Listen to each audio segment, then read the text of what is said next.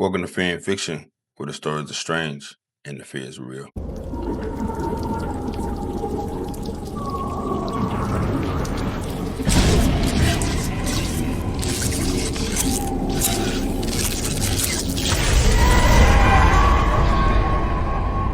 What's going on, Fear and Fiction family? We are back. Thank you for your continued support of the channel. We are doing so well. I want to thank each and every one of you. So today we're going to dive into some city bus horror stories.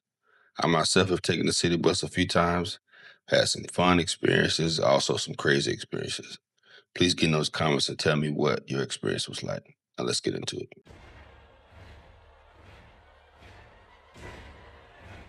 I wasn't planning to stop at that station. By the time I left, a woman I'd never met had said my name, warned me about an accident that hadn't happened yet, and been standing at a pump with no power the entire time we talked. I want to explain how that happened. It was 1:30 in the morning. I'd been driving back from Charlotte, and I was tired in that specific way, where you're not thinking about much, just doing the next thing. Pull in, swipe the card, pick a grade, start pumping. BP on Martin Luther King Jr. Drive in East Winston. The lot was lit up the way gas stations are at night. That particular fluorescent that makes everything look a little too bright and a little too flat. Two other cars at the pumps, one on the far end, and one right next to the pump I picked. A lower sedan, dark blue or black, clean, nothing remarkable. A woman got out of the car next to me right when I started pumping. She wasn't young, wasn't old, maybe late 40s. She had on a dark jacket, and she was moving with the kind of ease that people have when they've done something 1,000 times. Just getting out, walking around to the pump, all of it routine. I nodded when she glanced over because that's just what you do. She said, "Long drive?" I said, "Yeah, coming back from Charlotte." She said, "I can always tell when somebody's been driving a while, something in the posture." We talked for a few minutes the way you sometimes do at a gas station late at night, when it's quiet and there's nothing threatening about the situation, and a conversation just opens up. She asked if I was from Winston originally, and I said I was. Grew up over in the Kimberly Park area. She nodded like she knew it, said she'd been in East Winston for years. Then she said something that I've thought about probably every day since. She said, "You should get off MLK at the light before yours. The one with the busted signal. Somebody ran it earlier tonight, and there's glass on the road you won't see until you're already in it." I don't know how she knew which exit was mine. I hadn't told her where I lived. I hadn't mentioned my street or my neighborhood beyond saying Kimberly Park, which is a neighborhood, not an address. A busted signal with glass on the road is specific. That's not something you say to a stranger unless you know where that stranger is going. I thanked her. We finished talking. I finished pumping. I put the nozzle back and got my receipt and got back in my car. That's when I noticed. The display on her pump was dark, not the screensaver kind of dark where it's between transactions. Completely dark, the way a pump is when it isn't powered. I looked at it for a second, trying to make sense of it, and I noticed that the pump she had been standing in front of the whole time, the one she presumably been using while we were talking, had no receipt coming out of the slot. No receipt, no display, nothing moving. I sat in my car and I watched the pump. She'd already gotten back in her car by then. She pulled out of the lot slow and easy, no rush, turned north on MLK. I watched her go. I got back out and walked to her pump. The display was dark. The keypad was dark.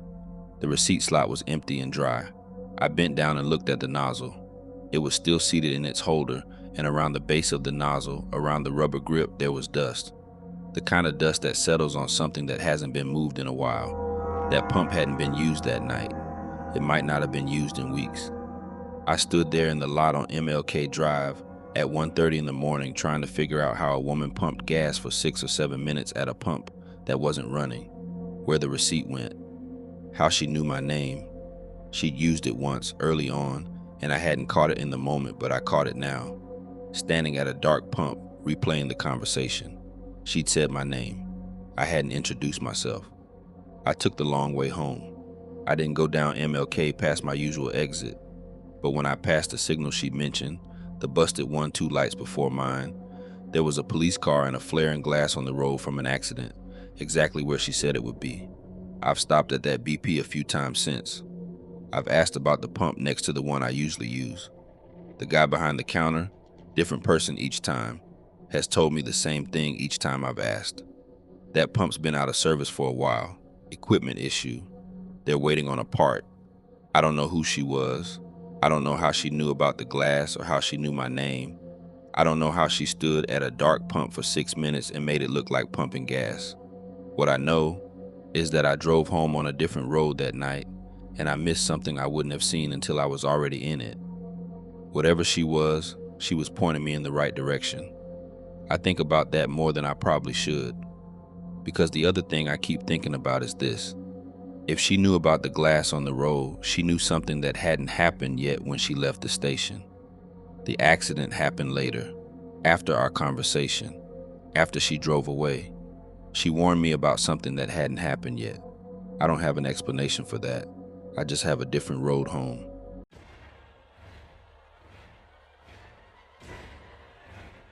I was going to pick up my sister from her second job, which ends at 12:30, and she works on the east side. I live on the west side. I needed gas before I made the drive across town, so I stopped at the Valero on Belmont and Fruit. It was just after midnight. The station wasn't empty, but it wasn't busy. A couple of cars at the pumps, somebody walking out of the store with a bag, normal. I pulled up to pump 6, got out, started the process. There was a car at pump 5, right next to me, silver, one of those mid-sized sedans, could have been a Camry or a Sonata, hard to tell in that light. Engine wasn't running. The driver's door was shut. The pump was just sitting in the holder, not running, not going through the prompts, just resting there. I figured the person had gone inside to prepay. That's common enough. You pull up, go pay cash at the counter, come back and pump. I didn't give it another thought. I finished pumping, put my nozzle back, got my receipt. Looked over at the silver car, still nobody. The pump still sitting in the holder, not doing anything. I glanced toward the store out of habit, one person at the counter buying something, not paying attention to the pumps. I had to get moving. I got in my car and I drove. My sister's job is about 25 minutes across Fresno. I picked her up, we talked on the way back, stopped at a taco truck near the freeway that's open late, got food, headed home. The whole thing took about an hour and 10, maybe an hour and 15, and I passed the Valero on Belmont and Fruit on the way back. The silver car was still at pump 5. I want to be clear about how long it had been. I was at that station at midnight. It was now close to 1:30. The car hadn't moved in 90 minutes. I almost kept driving. I was tired. My sister was tired. We had food getting cold. But something made me pull back in. I parked away from the pumps and walked over. The car was still there, engine definitely not running. No lights on inside. I looked through the window. Nothing out of place on the seats. No bags or groceries suggesting someone had made a quick trip in and come back. Just an ordinary car interior. The pump was still in the holder. I went inside and told the clerk. Told him the car had been at pump 5 for over an hour. Nobody had come back to it. He came outside with me, looked at it, and said he hadn't noticed it, but that people sometimes fall asleep in their cars at the pumps, and he'd have to call someone. I left. I had my sister in the car, and I was done. The next morning, my cousin sent me a link, local news story. A silver Toyota Camry had been found abandoned in West Fresno, found at a gas station on Belmont. Police were trying to locate the owner. The owner's family had reported her missing 3 days earlier. 3 days. She'd been missing since Saturday. I saw her car on Tuesday night. Somebody drove that car to the Valero on Belmont between Saturday and Tuesday and left it at a pump. I've thought about who that was, because it wasn't her. She'd been gone for 3 days. Somebody put that car there. But here's the part that I keep coming back to. The clerk said he hadn't noticed the car at pump 5. I thought that was because he wasn't paying attention. But when the detective called me a few days later, they found my phone number on the station's report because I was the one who flagged it. She asked me about the car and then asked me something specific. She asked if there was anyone in the car when I first pulled up. I said no, nobody visible. She said, one of the other customers who stopped that night, who left before you arrived. said there was a woman sitting in the driver's seat when they pulled in around 11. Between 11 and midnight, the driver's seat went from occupied to empty. No one saw her leave the car. No one saw her go inside. The clerk has no memory of her coming through the store. Whatever happened to that woman, it happened at a gas station on Belmont and Fruit while people were pulling in and out all night long and nobody saw a thing. I still drive past that station sometimes. The pumps all look the same. I don't know which one is 5 anymore. I look at the cars at the pumps differently now, though. I check to see if anyone's in them. And if a car is sitting with nobody getting out, I don't wait around to see what happens next. I just keep driving.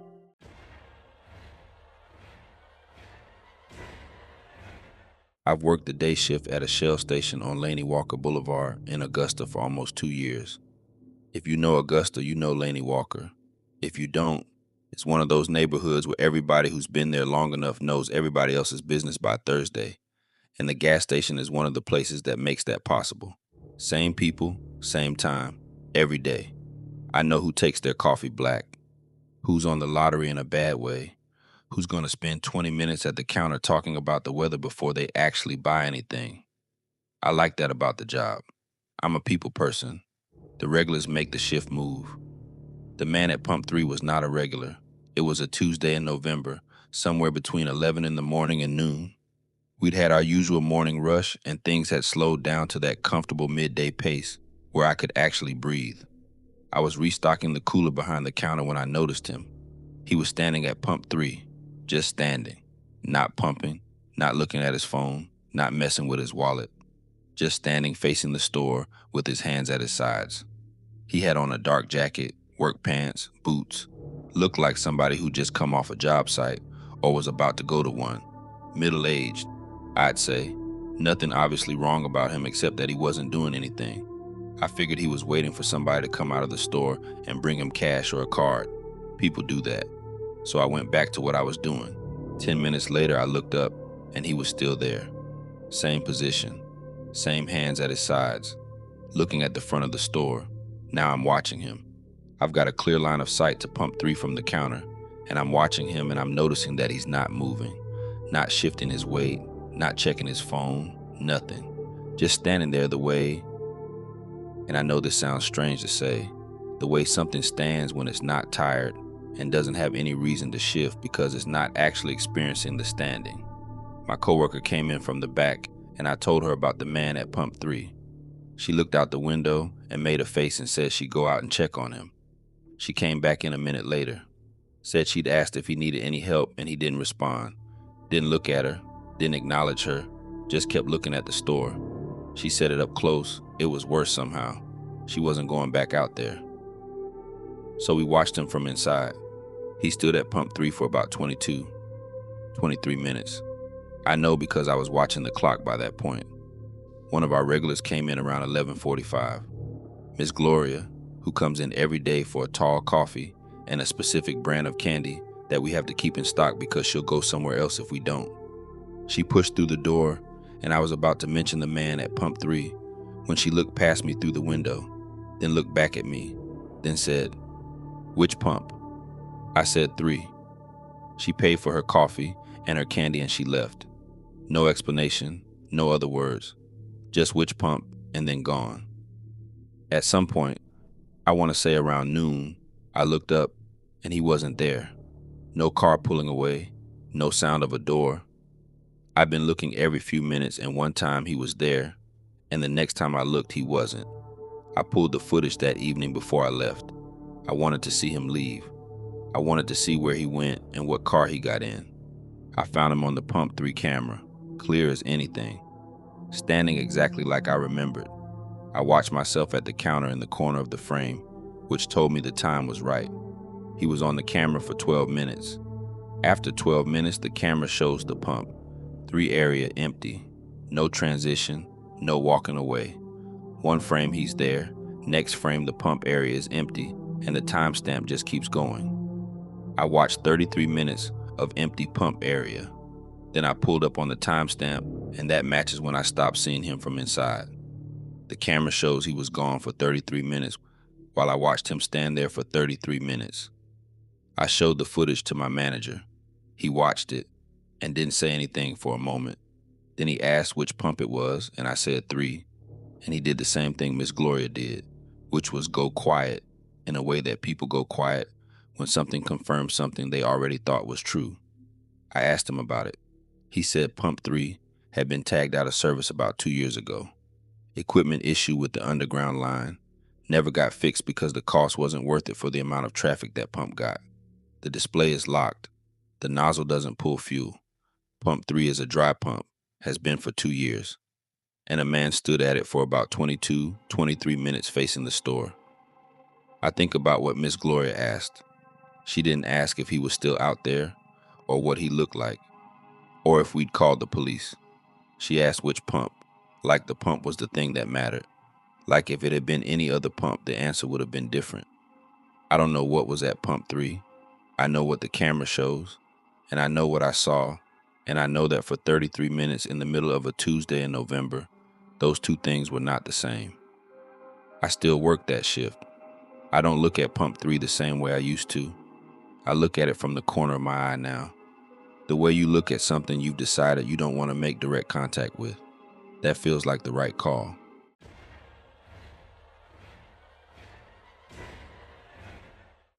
I've worked the overnight shift at a station on 13th Street in Wichita for almost a year. North side near the Dunbar neighborhood. I took the job because I was going to school during the day and needed something that left my afternoons free. And because overnight at a gas station is honestly not as bad as people make it sound. It's quiet. You get a lot of the same people on a rotation, and you learn their habits, and it becomes its own kind of normal. We had a bulletin board by the front door, flyers mostly, community stuff, church events, lost pets. But we also kept a few missing person flyers because the district outreach coordinator asked us to, and we said yes. I'd gotten so used to them that I stopped really looking.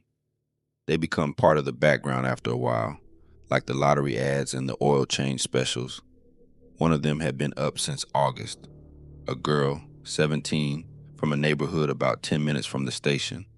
The flyer had 2 photos, a school photo and a candid. In the candid, she was wearing a gray hoodie with the drawstrings pulled up, the kind teenagers wear constantly, and she had one earbud in and was looking slightly away from whoever took the photo.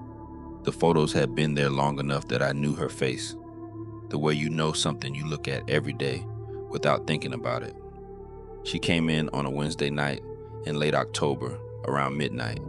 She came in through the front door and went straight to the snack aisle.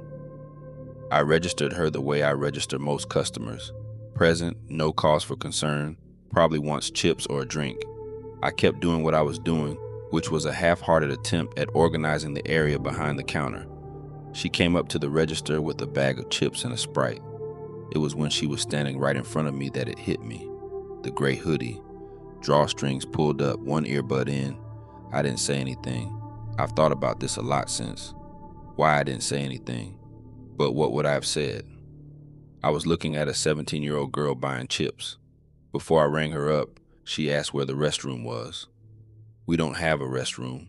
It's a common enough thing for customers not to know, so I said it the way I say it 20 times a night. We don't have one. Closest one is the McDonald's 2 blocks up. She looked at me for a moment, not a confused look, more like a look of someone trying to remember something they already knew and couldn't quite access. Then she said, okay. She paid in exact change.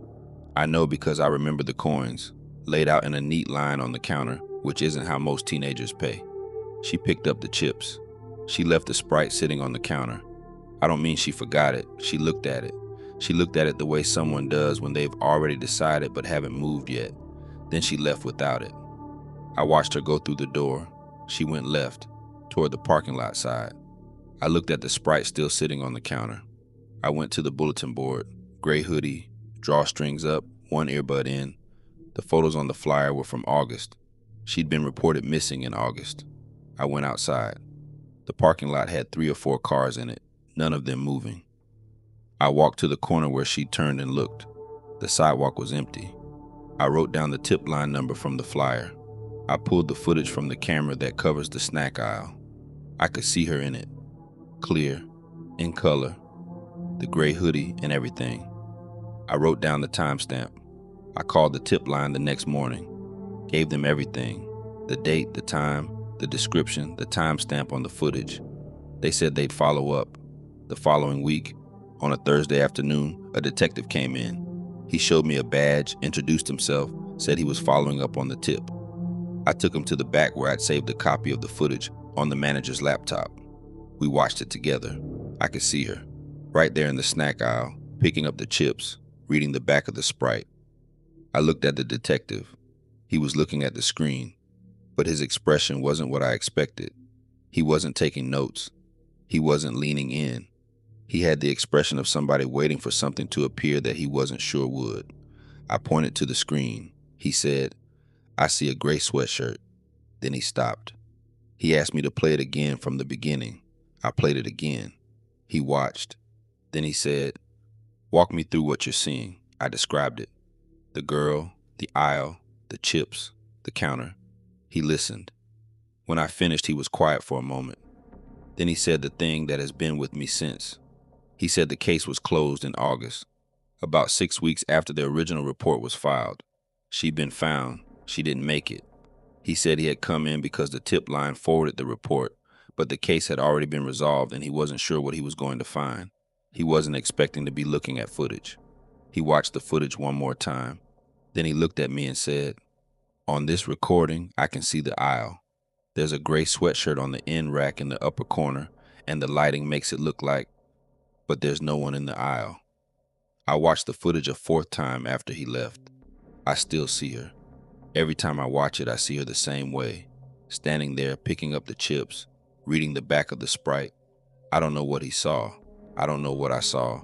I know what was on the flyer, and I know what walked through my door, and I know those were the same. I know she paid in exact change, and I know the coins were in a neat line on the counter. She's been gone since August. Whatever came through that door in October, whatever bought chips and a Sprite and left, was wearing her face and her hoodie and her earbud and her way of laying down change in a line. I don't know why it came to a gas station on 13th Street. I don't know why it came to mine.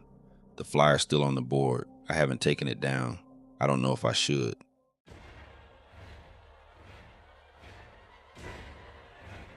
I was driving back from Atlanta. It's about 2 hours from Columbus if you're making decent time. And I left later than I meant to, so by the time I was getting back, it was well past midnight. I needed gas anyway, and I was running low, so I pulled into a Circle K off Veterans Parkway in Columbus. I've stopped there before. It's one of those stations that has everything: the full-size pumps, a car wash attached, a decent store. The kind of stop you can spend 10 minutes at or 45 depending on what you need. At 1 in the morning, there were maybe 3 other cars in the lot. A truck at one of the big pumps around the side, a regular car at a pump near the front, and what looked like somebody's Tahoe parked off to the side with the hazards on. Nothing unusual. I pulled up to one of the middle pumps and started the routine. Card, grade, start. The car wash was running. I noticed it because the entrance to the car wash is visible from where I was pumping. It's that tunnel kind, the kind where you drive in and the conveyor takes your car through and the big brushes come down. At 1 in the morning with no line and no cars anywhere near it, it was running. The lights inside were on, that blue-green color they use in car washes. I could see the brushes moving and the water spraying. No car inside. The tunnel was running completely empty. My first thought was a malfunction or a timer issue. That happens. I didn't think much of it. I pumped my gas, and then I decided I was hungry enough to go inside and get something. On the way to the front door, I had to walk past the entrance of the car wash. I was maybe 15 feet from the opening when I heard something that made me stop. I want to describe this carefully because I've gone over it a lot and I want to be accurate. The car wash makes significant noise. The brushes, the water jets, the dryer at the end. It's a loud, mechanical environment. But underneath that, or inside it somehow, I could hear something that was not machine noise. My name, just my name, once. Clearly enough that I stopped walking. The thing about hearing your name is that the brain is designed to catch it. You can be in a crowded room and hear your name at the other end and your head turns before you think about it.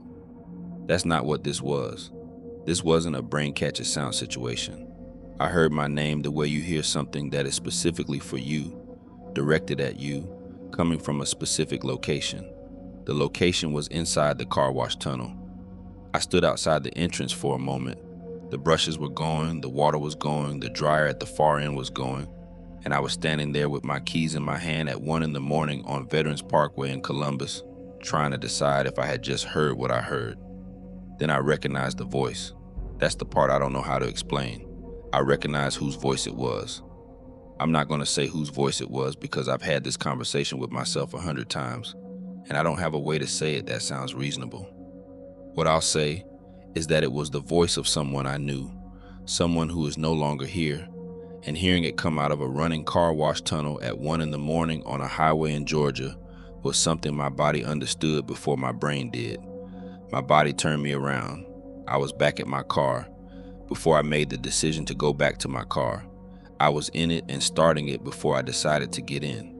I left the pump handle in the receiver. I didn't get my receipt. I didn't go inside for food. I drove home. I've talked to one person about this, my uncle, who grew up in Columbus and knows things I don't know in the way that people who've been somewhere a long time know things. I told him the whole thing. He listened. He asked me one question. He asked what the voice said after my name. I told him I didn't stay to find out. He said, "Good." That was all he said, "Good." Like the answer to what came next was something he already knew and didn't want to repeat. I've thought about going back, not to hear it again. That's not why. Just to see if the car wash runs empty at that hour every night. If it does, if it's just a timer that trips at 1 in the morning, then there's a mechanical explanation for the running tunnel, and maybe everything else goes with it. But I don't go back. I've taken a different route home from Atlanta since then. It adds about 12 minutes. It's worth it. Because even if the car wash runs on a timer, the timer doesn't explain the voice. The timer doesn't explain whose voice it was. The timer doesn't explain why it said my name once and then nothing else. Like it only had one thing to say, and the one thing was to make sure I knew it was there. I know it was there. I don't know what it wanted. I don't know if what it wanted was for me to stop and stay or to hear it and leave. I left. My uncle said, "Good, that's enough for me." All right, Fear and Fiction family, we finished it. I want to thank you so much for making it to the end of the video. Please get in those comments and tell me which story was your favorite. Don't forget to like, share, and subscribe. Until the next time.